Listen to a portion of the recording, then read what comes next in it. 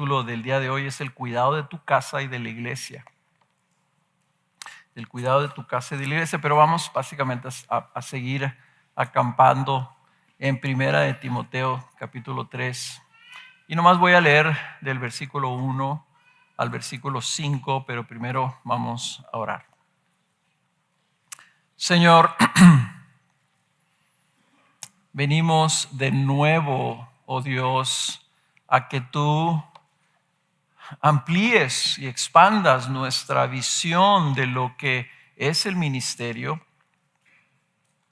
de tal forma, Señor, que no lo tomamos a la ligera, que podemos, como dijo ayer Miguel, ver, Señor, que el llamado que nos has dado como esposos y como padres es una tonelada de ladrillos sobre nuestro pecho que a veces nos quita el aliento. Y que el llamado a servir en tu iglesia como pastores, ancianos o diáconos o predicadores de tu palabra, Señor, es una montaña de ladrillos sobre nuestro pecho y cabeza. Tenemos que verlo con esa seriedad, Señor, con la seriedad que tú nos llamas a que vivamos nuestro matrimonio y nuestra paternidad, Señor, que sea reflejada en la seriedad con la que consideramos el servirte a ti, cuidando de los tuyos. Ayúdanos a desechar toda ligereza en nuestra función, en nuestros hogares, y que eso nunca nos lleve, Señor, a menospreciar el privilegio que tenemos de tener una familia, de cuidar a una familia, y luego que eso nos pueda calificar, Señor, para servir y cuidar de tu casa. Padre, te pido que me bendigas el día de hoy para que pueda servir a todos los que me oyen, y te pido que bendigas a todos los que me oyen y que tú, Señor, traigas la iluminación y la aplicación y la edificación, la instrucción y hasta la corrección, Señor, que necesitamos escuchar. Que me guíes, Señor, y que tu Espíritu Santo me lleve para yo cumplir el propósito que tú tienes para el día de hoy en este mensaje. Nos ponemos todos en tus manos, oh Dios, para que se cumpla tu propósito. En el nombre de Jesús, nuestro Señor y Salvador, a quien aspiramos y anhelamos agradar por sobre todo. En nombre de Él te lo pedimos. Amén.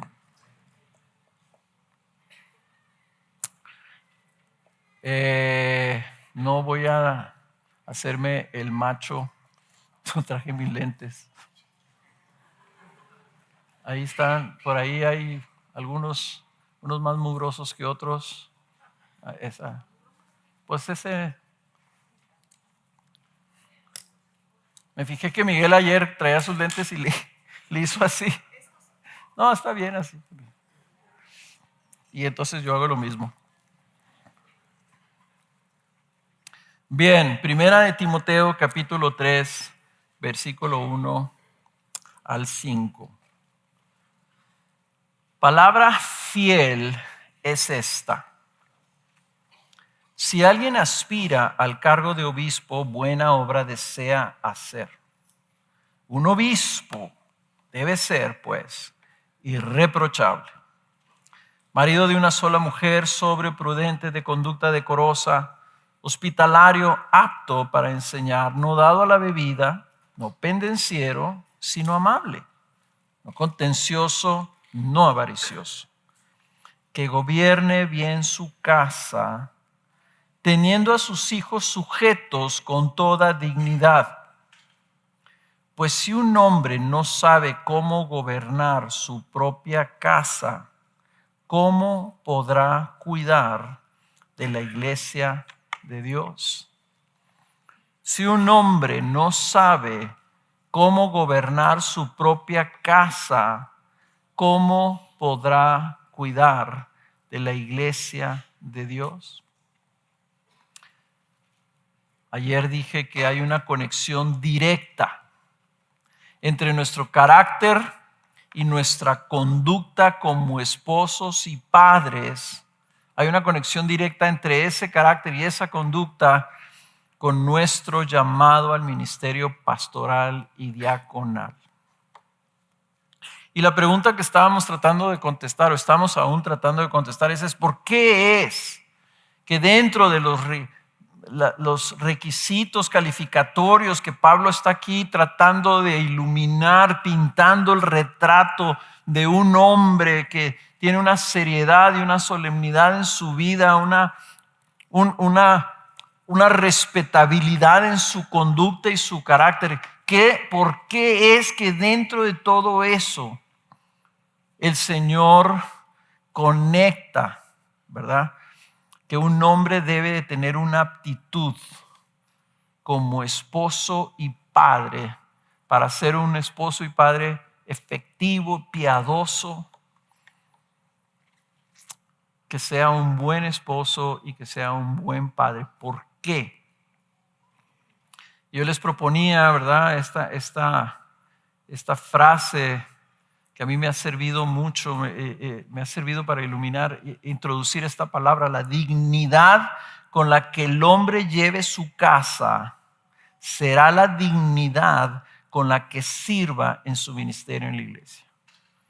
Y hablaba yo de que este retrato que pinta Pablo, porque es así, no son particularidades específicas, sino que son cosas y descripciones generales. Este retrato me pintaba para mí alguien que tenía una dignidad irreprochable. Estas dos frases, estas dos palabras, ¿verdad?, que describen en términos generales las características de primera de Timoteo capítulo 3 y de Tito 1. Como que Pablo estaba en términos generales describiendo el carácter, la conducta y la palabra de un líder.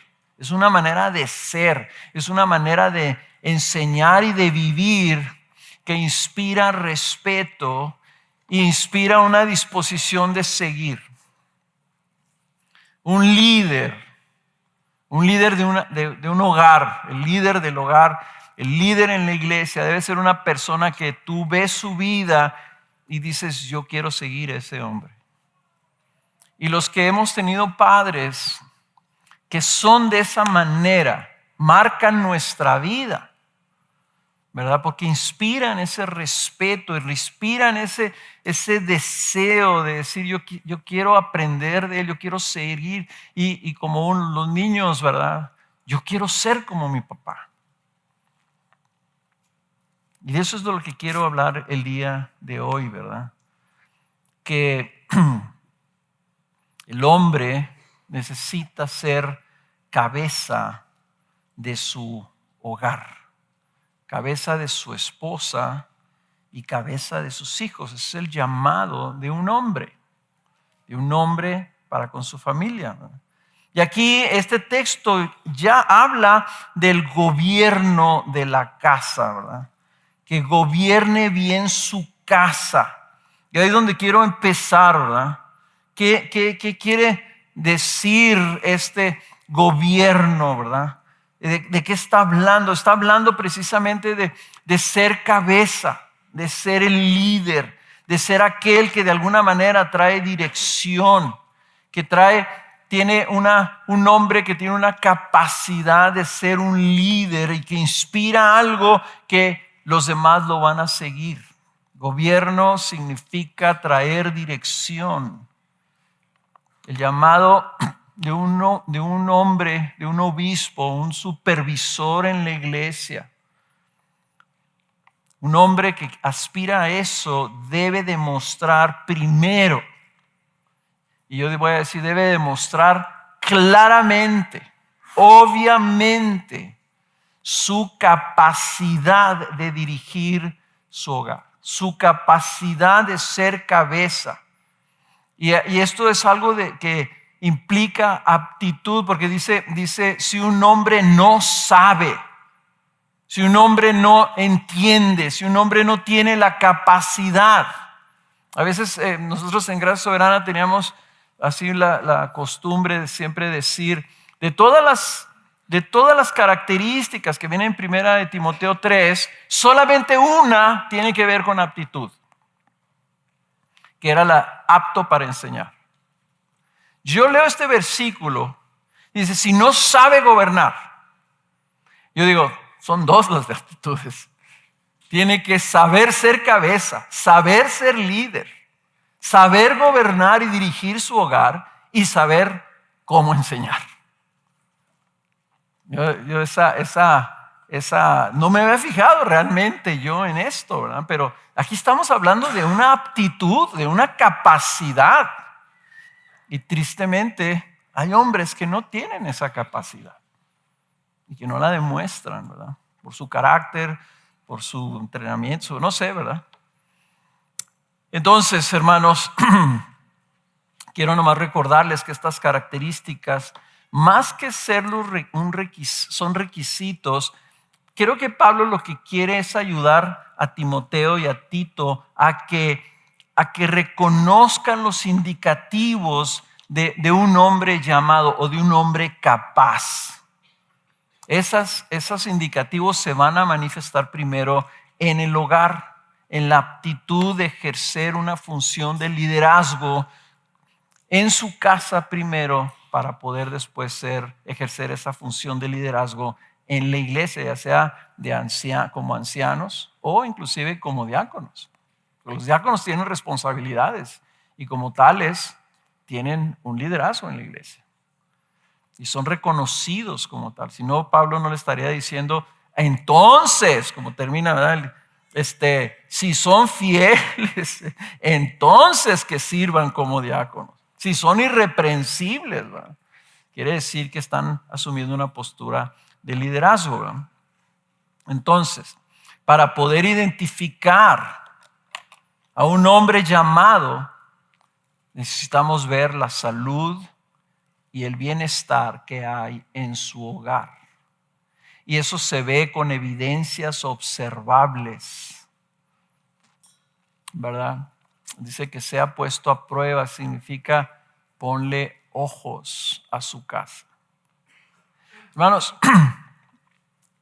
yo me acuerdo cuando estaba yo siendo considerado para ir al colegio de pastores, un pastor llegó a mi casa y estábamos Ken y yo ahí, ¿verdad? Y entró a mi casa y me dijo, enséñame tu casa. Y entró a la casa, a las recámaras, y me impactó, y mi esposa se impactó porque entró a mi recámara y la vio, y quien había tendido la cama así bien bonita y toda la cosa. No, yo no recomendaría que ustedes hagan esto, ¿verdad? Pero él lo hizo. Se paró enfrente del closet y lo abrió.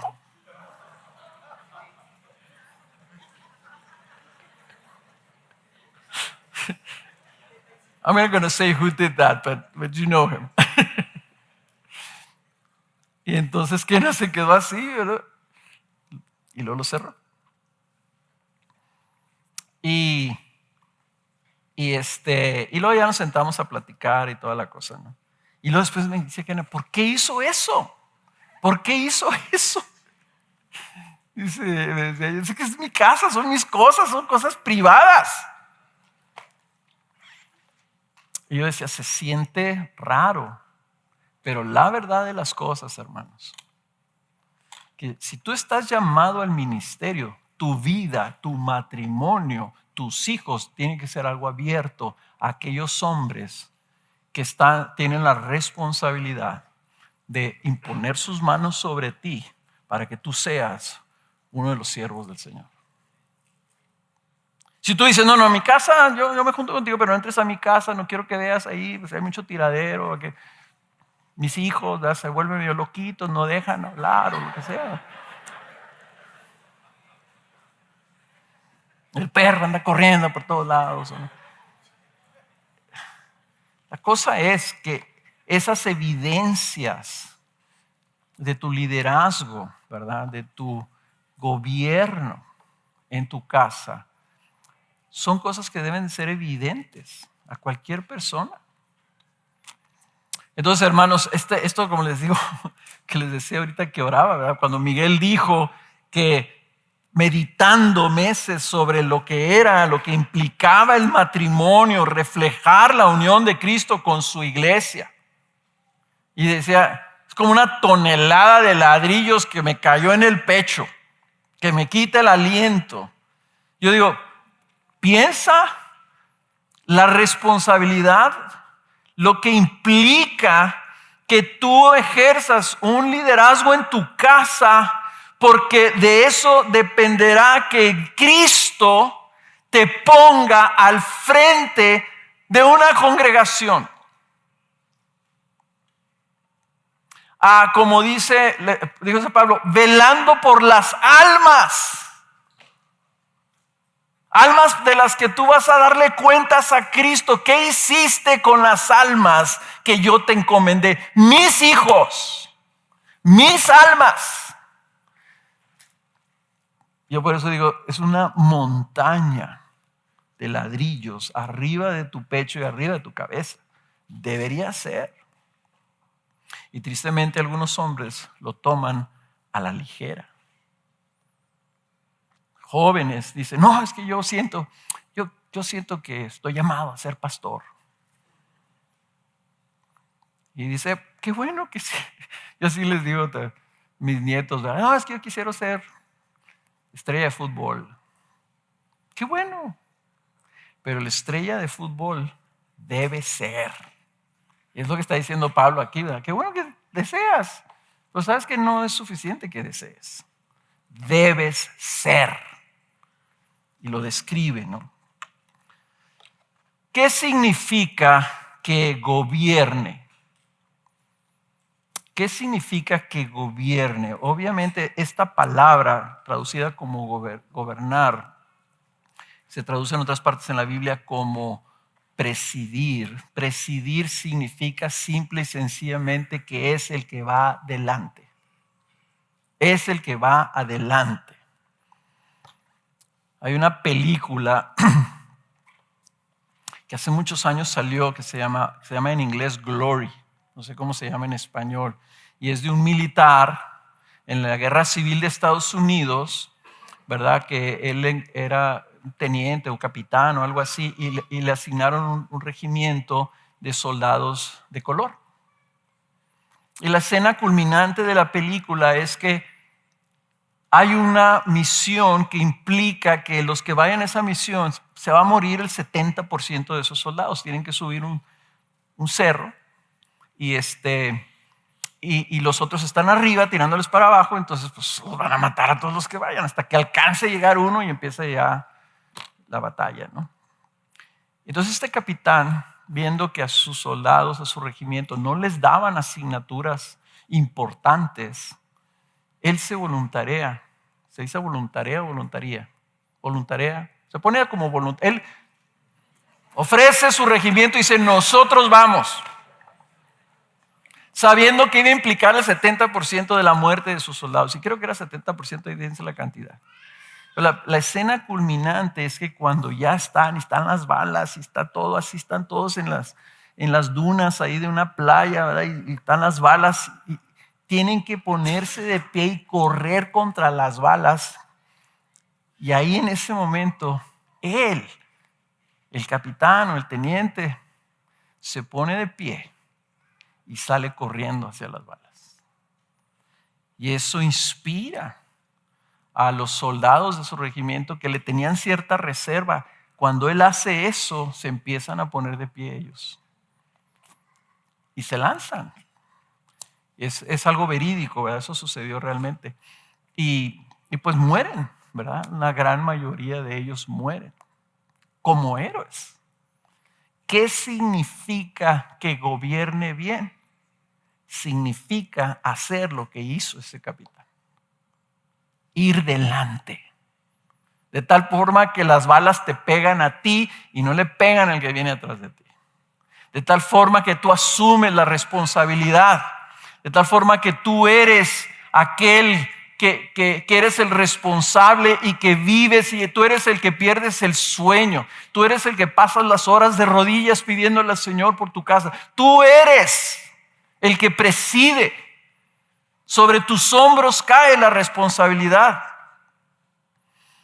El gobernar significa, ¿verdad?, ir al frente, dirigir, supervisar, administrar, proteger, cuidar. Y para verlo con más cuidado, ¿verdad?, vamos a ver que el mismo texto nos da la clave. Porque ahí en el versículo 5, ¿verdad?, en esta pregunta retórica: si un hombre no sabe cómo gobernar su propia casa, lo hace esta pregunta Pablo: ¿cómo podrá cuidar de la iglesia de Dios? Y la respuesta obvia es: pues no puede. Si no puede gobernar su propia casa, no puede cuidar. Y Pablo no dice, lo lógico sería, si no puede gobernar su propia casa, ¿cómo podrá gobernar la iglesia de Dios? No, ¿cómo pueda cuidar? Ahí Pablo nos está dando una cláusula que modifica la primera, que define. Está yendo de menos a más, de la casa a la iglesia. En la casa es gobernar, es dirigir, es presidir, y en la iglesia es cuidar. Y ayer yo me equivoqué, ayer me confundí, porque yo les dije que cuando decía que aquel que nadie le hace daño a su propio cuerpo, sino que lo sustenta y lo cuida, les dije yo que esa palabra cuida nomás aparecía una vez más en el Nuevo Testamento. Pues no, la palabra de Efesios 5 de cuidar el cuerpo es una palabra que tiene que ver con como cuando en Primera de Tesalonicenses, creo que es la única otra parte donde aparece, no estoy seguro, pero en Primera de Tesalonicenses Pablo dice que él vio por la iglesia como una madre que cuida a sus hijos. Y está la imagen de la madre cuidando a sus hijos. Esa palabra cuidado es una palabra poquito diferente a esta palabra que dice el que cómo podrá cuidar la iglesia de Dios. Esta palabra nomás ocurre 2 veces en la parábola del buen samaritano. Y es un cuidado que surge de compasión, porque tuvo compasión, cuidó del herido, ¿verdad? Entonces ahí me está diciendo que ese cuidado es una expresión de amor y de compasión de un padre para con sus hijos. Y entonces el gobernar, si vamos de menos a más, ahora tenemos que ir de más a menos. El cuidado que Dios quiere que un líder ejerza sobre la iglesia define, te pinta qué tipo de gobierno, qué tipo de liderazgo tiene que haber en la casa. El segundo texto que me ayuda es el pasaje paralelo en Tito. No estoy diciendo más que la manera lógica de entender la Biblia, ¿verdad? Es el contexto mismo bíblico del mismo texto o de textos similares que lo informan, ¿verdad? En Timoteo capítulo 1, versículos 6 y 7 dice: lo designarás ancianos y el anciano es irreprensible, marido de una sola mujer, que tenga hijos creyentes, no acusados de disolución y de rebeldía, porque el obispo debe ser irreprensible como administrador de Dios. Entonces, de nuevo estamos yendo ahora de más a menos. Él debe ser irreprensible, debe él tener a sus hijos creyentes. Dice, porque para ser irreprensible, tú tienes que ser irreprensible para ser administrador de Dios. Entonces aquí igual está definiendo Pablo el rol del obispo, del pastor, y dice, es un administrador. Esa es la palabra que aparece, ¿verdad?, que Jesús usaba para describir el mayordomo, los mayordomos fieles. Es un ministerio, es un liderazgo de mayordomía. Estamos como líderes administrando y cuidando algo que Dios nos ha encomendado y que es propiamente de Él. Eso es lo que estamos haciendo en la iglesia. En la iglesia estamos colaboradores de Cristo, colaborando con Él en su labranza, pero la labranza, Él es el dueño. Las ovejas son de Él y nosotros somos pastores. Él es el gran pastor de las ovejas. Él es el dueño. Nosotros, todo lo que hacemos nosotros en la iglesia es mayordomía, del cual nosotros hemos de dar cuentas a Dios. Entonces, aquí Pablo lo está ligando a tu función de liderazgo en tu casa. Tú debes entonces tener orden en tu casa como un mayordomo fiel, administrando, cuidando, dirigiendo algo que se te ha encomendado a ti, como la ilustración esta que comenté ayer, y que creo que Germán no pudo oírme porque no pudo estar aquí, está convaleciente. Y gracias por haber venido ahorita en la mañana, Germán, a pesar de tu convalecencia. Este ejemplo de pensar de nuestra esposa como una hija de Dios, nuestra hermana, y nosotros le tendremos que dar cuentas al Señor de cómo tratamos a su hija. Imagínense los hijos, almas que nacen así en bruto, sus almitas, ¿verdad? y crecen, y la mamá amorosamente las trae para darles de amamantar, y la muerden y se enojan y patalean porque no viene pronto la mamá. Son criaturas, son almas de Dios. Y nosotros en nuestro liderazgo no venimos a imponer una voluntad nuestra, venimos como mayordomos a resaltar delante de ellos la autoridad de Dios sobre nuestra propia vida, para que ellos entiendan y vean que hay un Dios al que yo sirvo, al que mi esposa sirve junto conmigo, ¿verdad? Cuando ellos crezcan, ellos lo reconozcan y se entreguen a Él también. Entonces, el liderazgo de mayordomía implica entonces que esa palabra gobernar no significa mandar.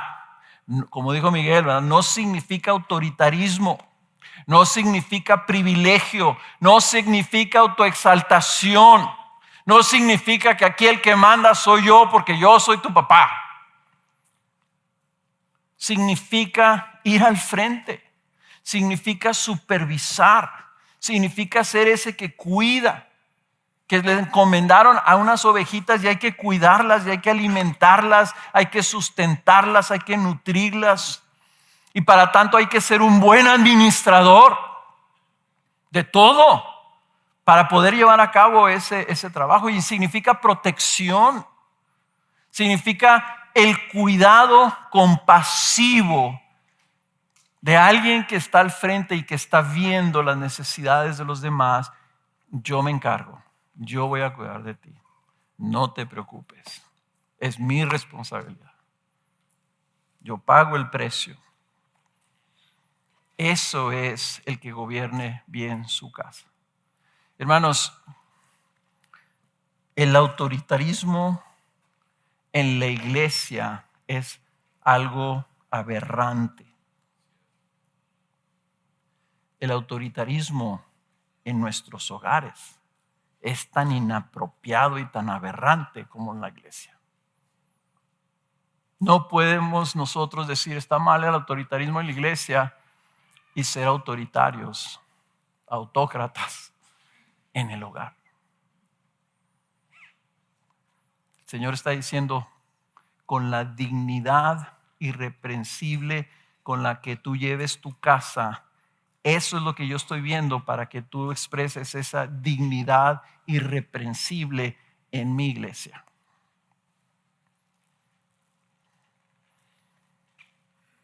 El ministerio pastoral va de menos a más, de servir a nuestra familia, en donde demostramos que podemos servir a su iglesia como líderes, mayordomos, administradores, cuidadores de algo que es suyo. Y les recuerdo que los diáconos están llamados a lo mismo. En el versículo 12, lo leímos ayer, que los diáconos sean maridos de una sola mujer y que gobiernen bien sus hijos y sus propias casas. Es lo que les decía, no estamos hablando de algo extraordinario, hermanos, no estamos hablando de algo que es infrecuente y de vez en cuando sale por ahí alguien que lleve bien su casa. No, no, no. Este es el llamado a todos los padres cristianos, sean lo que sean. La única diferencia es que para que un hombre sea líder en la iglesia, esto debe estar presente de manera obligada y ser reconocido por ello, ser observado y esto evidente en su vida para entonces poderlo designar como tal. Ahora, ahorita leí Timoteo 1:6 y creo que tengo la obligación de ver este texto un poquito con más cuidado. Dice Tito 1:6, lo designarás si el anciano es irreprensible, marido de una sola mujer. Y la nueva versión, la nueva Biblia de las Américas, dice que tenga hijos creyentes. Creo que la Reina Valera también lo dice así.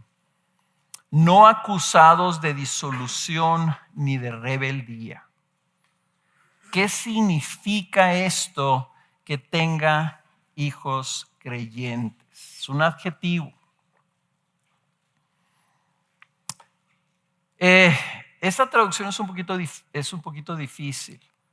En el Nuevo Testamento esta palabra se traduce más de 50 veces como fiel, obediente, confiable. Ahorita inclusive nosotros empezamos leyendo palabra fiel es esta.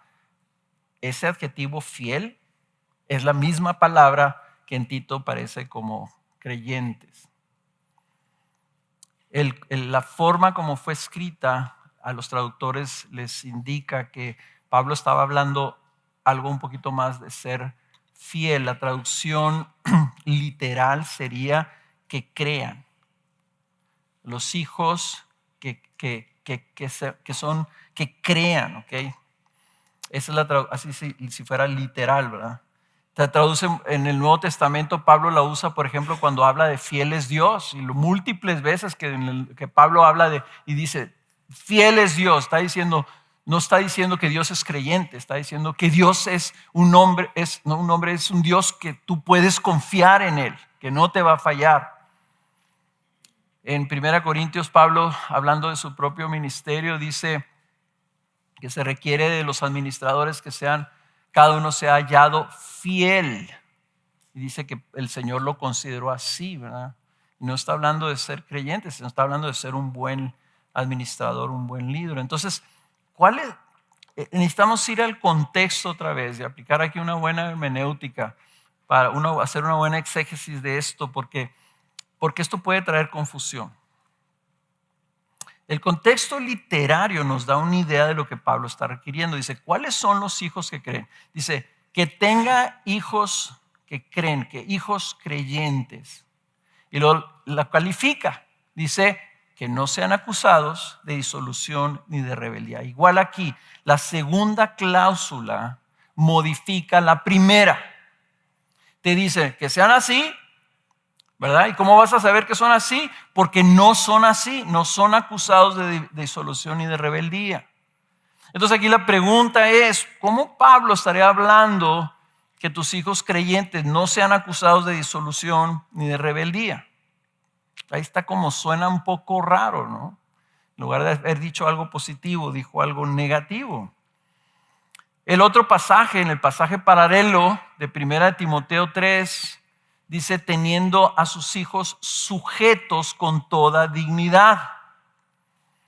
Entonces, para esto, los hijos que son sujetos y la manera como lo escribió, que sean hijos sujetos, es casi idéntica la gramática a que sean hijos creyentes. Entonces, ¿cómo describen los hijos sujetos? Son hijos que son obedientes y confiables, que de alguna forma u otra permanecen fieles a sus padres en sujeción a ellos. ¿Por qué les estoy diciendo esto, hermanos? Porque Nosotros tenemos que ser consistentes con nuestra teología. Si nosotros creemos, ¿verdad?, que la salvación es por fe y que la fe es una obra de la gracia soberana de Dios en nuestras vidas, que hay una elección desde antes de la fundación del mundo, entonces un hombre no puede garantizar la salvación de sus hijos. Entonces, si está hablando de que crean, yo les someto, ¿verdad? Y mi entendimiento de ese versículo es que ese que crean significa, ¿verdad?, una creencia, una manera de creer que no necesariamente significa una fe salvadora. ¿Ok? Y lo que ha causado este pasaje, desgraciadamente, es que algunos padres lo que han buscado, han forzado o quieren asegurar la salvación de sus hijos, y lo que provocan y producen son falsas profesiones de fe. Y este fenómeno que John MacArthur describía, ¿verdad?, cuando lo escuché decir esto: yo fui llamado como un evangelista a la iglesia. Dice, porque hay una cantidad de personas no convertidas dentro de la iglesia que de alguna manera han sido convencidos o forzados a hacer una profesión de fe que no proviene del Espíritu Santo obrando en sus vidas. No hay regeneración. Y eso es bien dañino.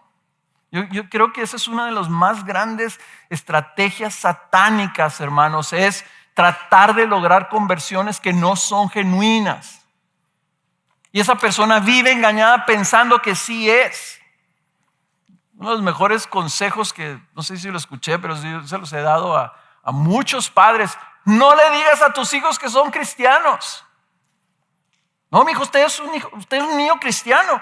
¿Por qué le dices que es cristiano? ¿Porque está en tu casa? ¿Porque es tu hijo?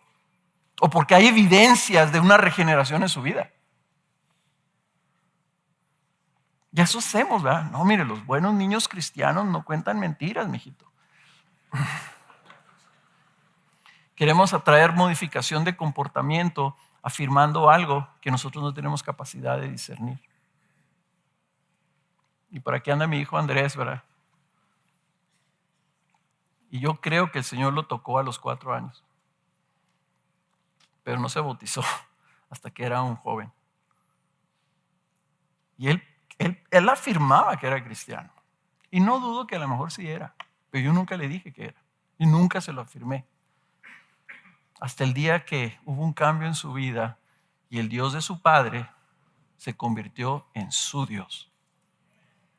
Y entonces se bautizó.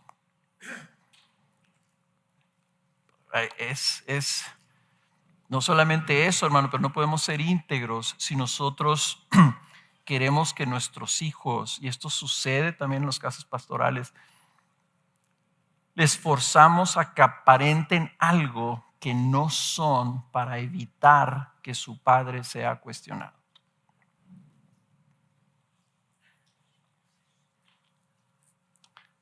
No sé si alguien anda en el techo o el Señor nos está mandando una señal.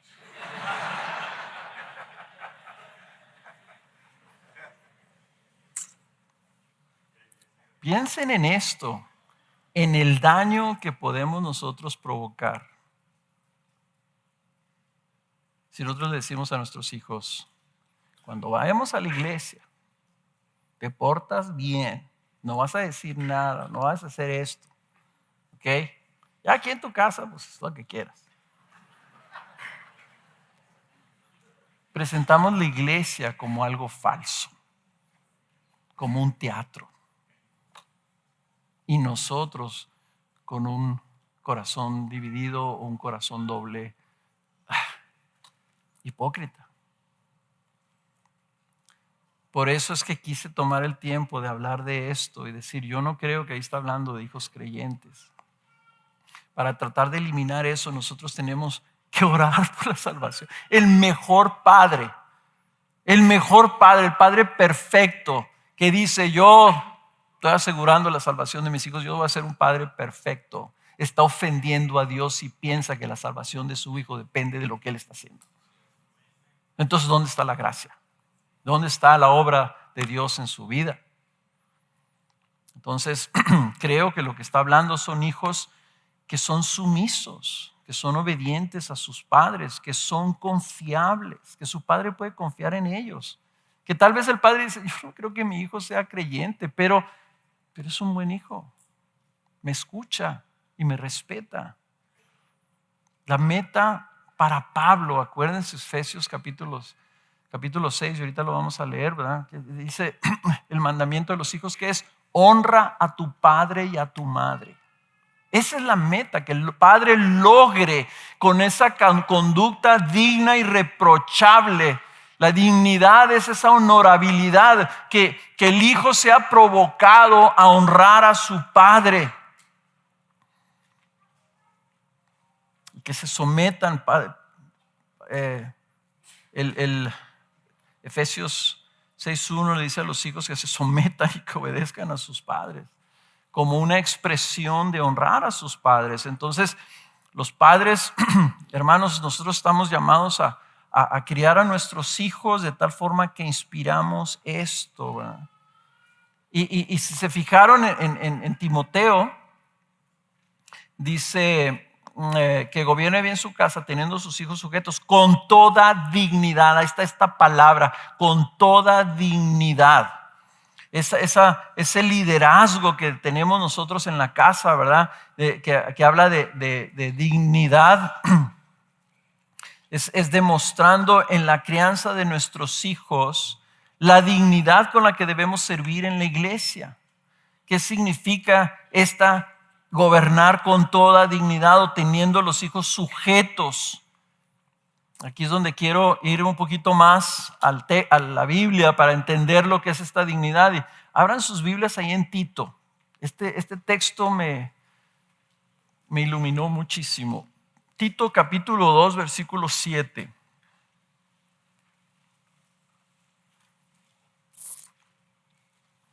Tito capítulo 2, versículo 7. Pablo, y vamos a ir de nuevo de más a menos. ¿Cuál es la meta para el pastor, para el líder? ¿Cuál es la meta? Ahora eso te debe decir, entonces, ¿cuáles son los requisitos? Es como si tú vas a ir a buscar un trabajo que tenga que ver con programación o computación. Oye, de perdida en tu casa tienes que tener una computadora, ¿verdad? No puedes llegar así, no, pues yo soy carpintero, pero pues vi que aquí ofrecían un buen sueldo, vengo a ofrecerme para. No, vamos de más a menos. Dice Tito 2, le dice a Tito, muéstrate en todo como ejemplo de buenas obras, con pureza de doctrina, con dignidad, con palabra sana e irreprochable, a fin de que el adversario se avergüence al no tener nada malo que decir de nosotros. Entonces, cuando dice que sus hijos estén sujetos con toda dignidad, yo entiendo que aquí Pablo sigue repitiendo esta palabra para describir algo en términos generales, y esa dignidad en la iglesia implica que dé ejemplo en buenas obras, hablando con pureza, con dignidad, con palabras sanas e irreprochables. Esa es una postura y un comportamiento de liderazgo que se describe así, con toda dignidad, y que entonces tiene que estar también en la casa. Entonces, si tú dices, ¿cómo es que yo voy a tener a mis hijos sujetos? ¿Cómo es que yo voy a inspirar en ellos que honren a su padre? Bueno, pues yo te propondría que te muestres en todo como ejemplo de buenas obras. Que hay una pureza en la manera en que tú hablas y lo que tú enseñas. Que tu palabra sea sana e irreprochable. Palabras sanas e irreprochables, otra vez yo diría como dice Miguel, esto es imposible. Una palabra completamente irreprochable, que mis hijos digan, mi papá nunca dijo nada de lo cual él tuviera que arrepentirse.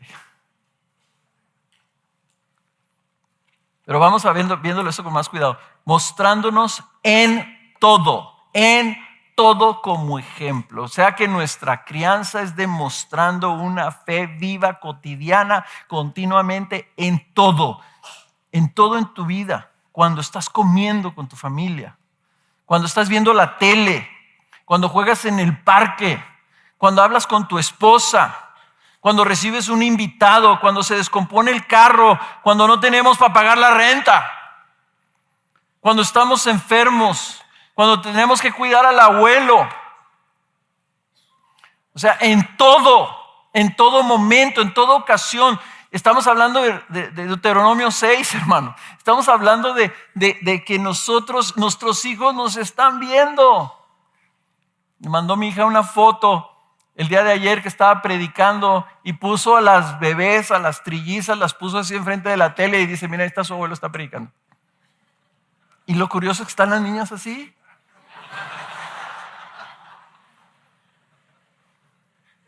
No sé si está haciendo ahorita, ¿verdad? También están ahí.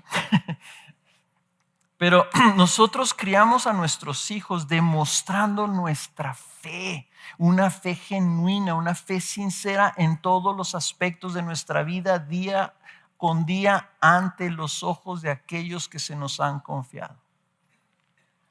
Estamos con nuestro testimonio, dando testimonio de la obra, de la presencia de Cristo en nuestra vida y la obra de Cristo en nuestra vida. No es teniendo señorío, no es exigiendo respeto, sino ganando ese respeto con nuestro ejemplo como verdaderos discípulos de Cristo. Quiero leerles esta cita de un autor creyente, que se llamaba Robert Murray McCheyne. Y dijo McCheyne esto: el cristiano es una persona que le hace fácil a otros que crean en Dios. Yo lo pondría así en términos. El padre es una persona que le hace fácil a sus hijos que crean en Dios por el testimonio de su propia vida.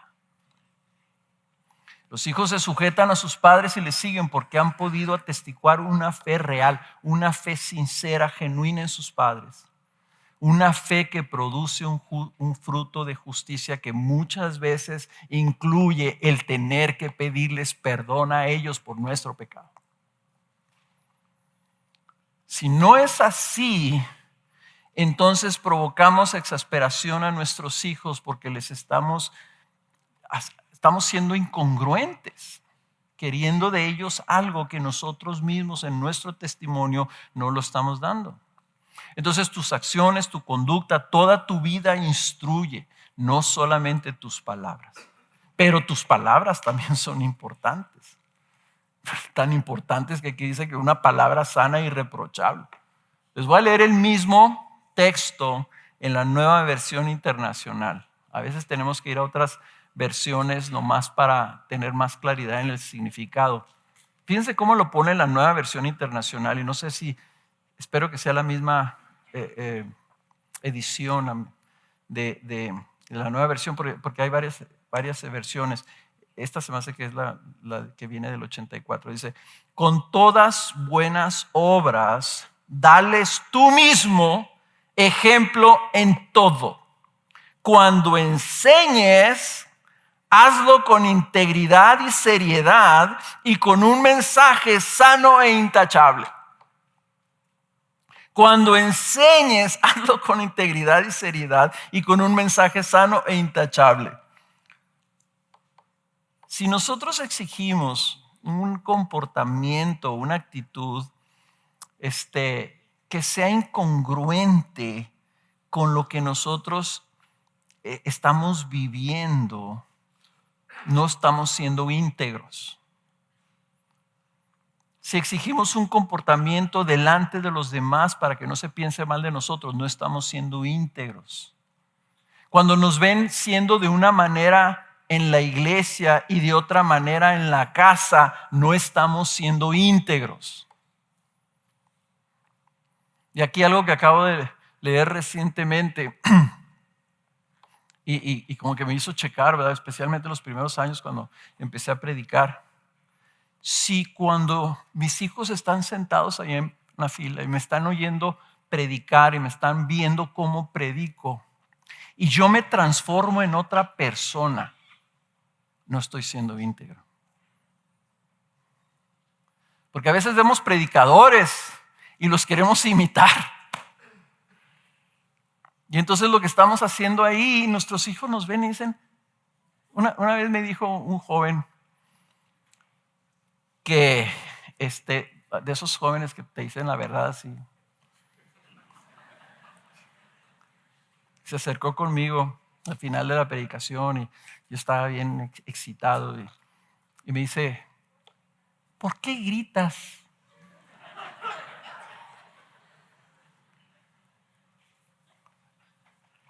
Y sí es cierto. Y yo me pongo a pensar, mis hijos estaban ahí, o sea, mi hija mayor tiene 38 años, mi hijo menor tiene 31 años. Mi hijo menor toda su vida me vio ya, nació yo ya siendo un pastor asistente. Yo digo, él me veía en la casa. Yo me pregunto, no le vayan a preguntar ahorita, por ahí anda, o sea, yo me pregunto, cuando él me veía aquí arriba, me veía como yo soy. Decía, ese es mi papá. Y lo que yo veo ahí, lo veo en la casa. Y lo que él dice ahí, lo veo en la casa. Les digo que es una montaña de ladrillos, así sobre nuestro pecho.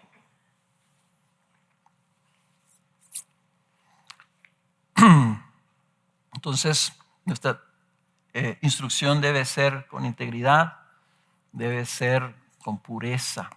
Creo que Bob y José lo van a traer bastante sobre esto. Y qué bueno, ¿verdad? Porque yo no voy a poder ver muchas de estas cosas.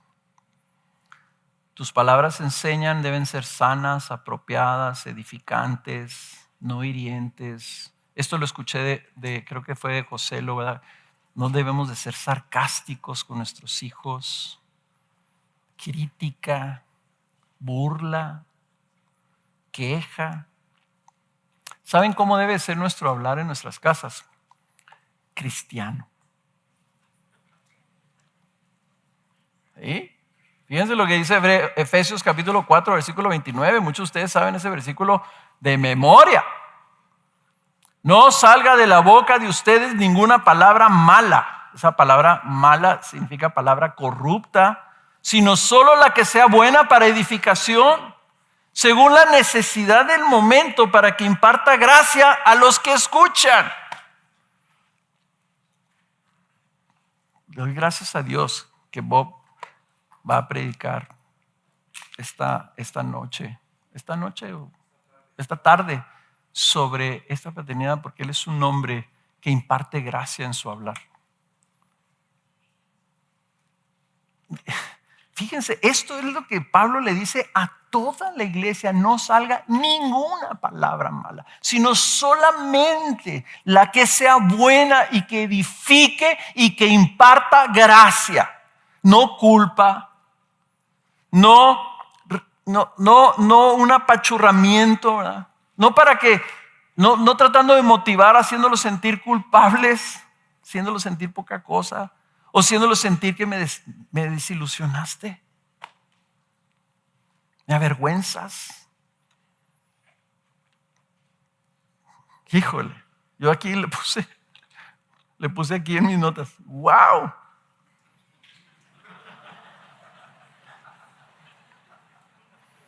Como que quieres agarrar la película y regresarla y tener chance, como, dame chance, Señor. Como dicen los americanos, un do-over. O sea, déjame hacerlo de nuevo, ¿no? Y lo malo es que lo más probable es que si lo hiciéramos de nuevo, lo iríamos igual, ¿verdad? Peor. Entonces, hermanos, ¿qué haces cuando tus hijos pequeños empiezan a pelear, a gritarse unos a otros, a jalarse el pelo? ¿Qué haces cuando hacen exactamente todo lo contrario de lo que les pediste que hicieran? o que hacen exactamente lo que les pediste que no hicieran. O cuando se los has pedido múltiples veces. ¿Qué haces? Pregúntenle a Joselo y a Bob.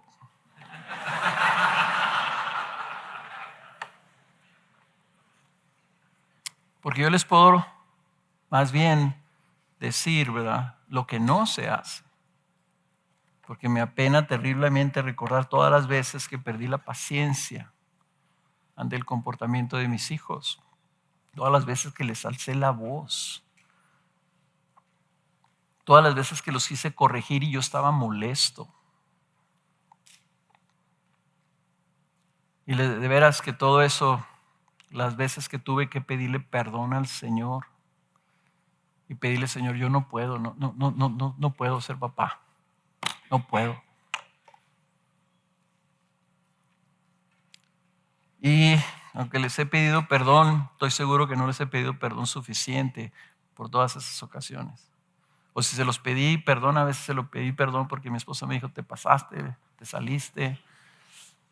Y fui y les pedí perdón, pero la verdad de las cosas es que todo eso el Señor estaba tratando con mi corazón y enseñándome y formándome, trabajando conmigo para tratar de ayudarme, no para tratar, para ayudarme a que sea un pastor más o menos capaz de servir a su pueblo. Y lo que sí he aprendido cuando menos es que hay hermanos que van a mostrar debilidad, insensatez y bueno, creo que ya lo entiendo. Nuestros hijos van a pecar, hermanos, pero la respuesta del Padre es donde se pone en evidencia el carácter de un verdadero pastor, de un verdadero líder de la iglesia.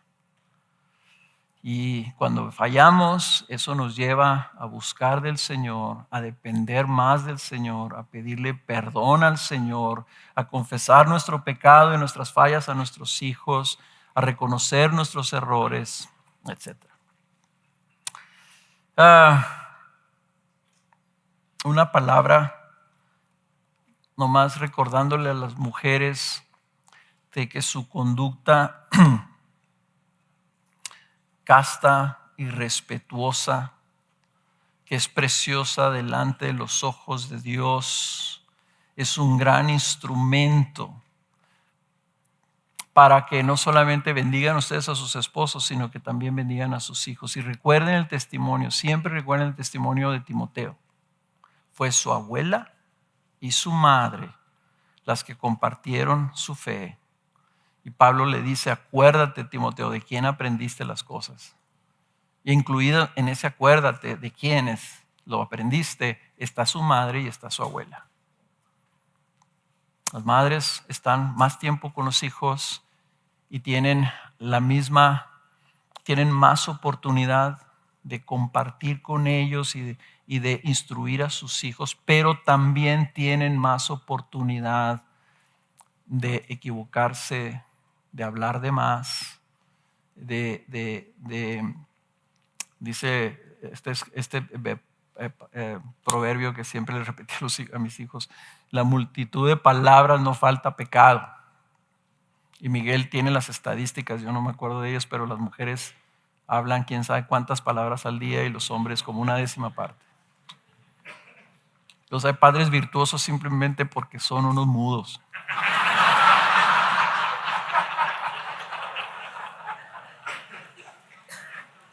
Pero ese espíritu tierno y sereno, precioso delante de los ojos de Dios, también es precioso delante de los ojos de sus hijos. Miren, voy a terminar con esto. Esto es algo tremendo. Es algo que nos presiona el pecho. Yo quiero decirte nomás, pedirte una cosa, por favor, no regresen a sus casas con una consigna de ahora sí, vamos a poner orden. A el que no venga al devocional familiar no cena. No.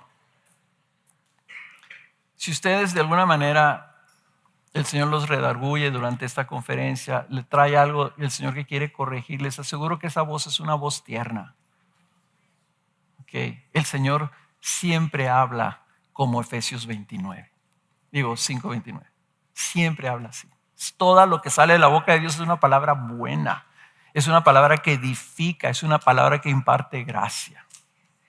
Entonces, lo que creo yo les sugeriría que hicieran es regresen y platiquen ustedes dos. ¿Cómo me ves? ¿Cómo puedo ser un mejor padre? ¿Dónde crees que necesito crecer? ¿Qué tengo que corregir? Y escuchen a su ayuda idónea y luego también escuchen mujeres a su cabeza. ¿Ok? Y atrévanse a decirle a sus hijos, preguntarles, hijo, ¿cómo puedo ser un mejor papá? Y aunque ellos contesten algo en la medida de su edad, ¿verdad? Les aseguro que les va a iluminar algo. No, papá, pues no grites. Un niño de 5 años te puede decir eso y te está diciendo una enormidad. Escucha también a tus hijos. La segunda cosa que les quiero pedir, les quiero decir esto me lo dijo una vez mi esposa. Me dijo, a veces que te pregunto algo o te vengo a decir algo o te pido tu opinión o confieso algo, les dice, me respondes y te estoy oyendo como si tú estuvieras parado en el púlpito. Y me dijo esto, no necesito un pastor, necesito mi esposo.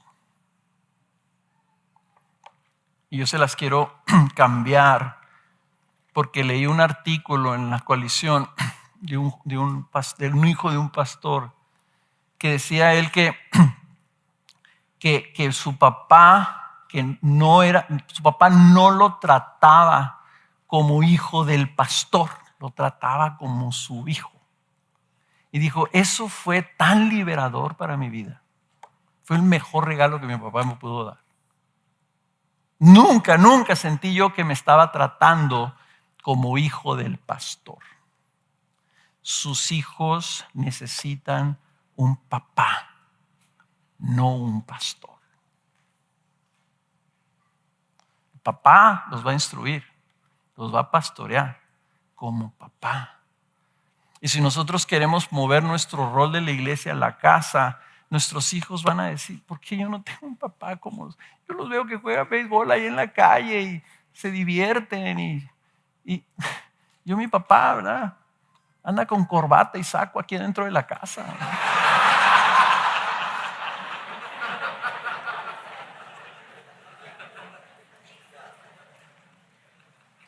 La tercera cosa que les quiero decir, hay algo que es hermoso en la obra de gracia del Señor en nuestras vidas. El Señor nos ha dado el camino para la gracia, es el arrepentimiento. Y tenemos que ver el arrepentimiento como algo dulce, como algo hermoso. Nosotros nos podemos arrepentir, hermanos, si somos recibidos, somos perdonados. Entonces, cuando el Espíritu Santo nos trae convicción, hermanos, ese dolorcito es un dolor buenísimo que nos debe llevar al arrepentimiento, decirle, Señor, perdóname, ¿verdad? Y venir a Él para que recibamos gracia, como leímos y escuchamos, ¿verdad? En Hebreos. Él está haciendo una obra en nosotros y la va a seguir haciendo. Tengo 64 años, tengo 40 años de casado y casi 30 y ya no sé ni cuántos años en el ministerio. El Señor sigue trabajando conmigo. Esta mañana, al despertarme, el Espíritu Santo me trae algo donde siento que el Señor con su dulzura y su ternura me está diciendo, Carlos, hay que cambiar. Por último, no dejes de orar e interceder por los hijos. Al final, todo es obra de Él. nadie nos podemos acreditar nada de la virtud de nuestros hijos. Si nosotros creemos en la gracia de Dios, hermanos, tenemos que saber que si tenemos hijos que salieron más o menos bien, por la gracia de Dios. Y si tenemos hijos que no están ahorita muy bien, tu gracia, Señor. Y con eso los quiero dejar leyéndoles este texto que les leí el año pasado y es uno de mis textos favoritos porque habla de aptitud. Hebreos 13, 20 y 21. Si no lo habían escuchado, subrayen este texto, memorícenlo, repítanlo, léanlo hasta el cansancio. Y el Dios de paz, que resucitó de entre los muertos a Jesús nuestro Señor, el gran pastor de las ovejas, mediante la sangre del pacto eterno, los haga aptos. Si esa aptitud del ser cabeza en el hogar, necesitamos a alguien que nos haga aptos. La gracia la necesitamos de parte del Señor en toda buena obra para hacer su voluntad. Aptos para hacer su voluntad. Él nos tiene que dar la capacidad de poderlo agradar hasta en eso. Obrando Él en nosotros lo que es agradable delante de Él mediante Jesucristo. Obrando Él en nosotros lo que Él mismo está esperando de nosotros por medio de Cristo en nosotros. Esa es nuestra esperanza. Vamos a orar.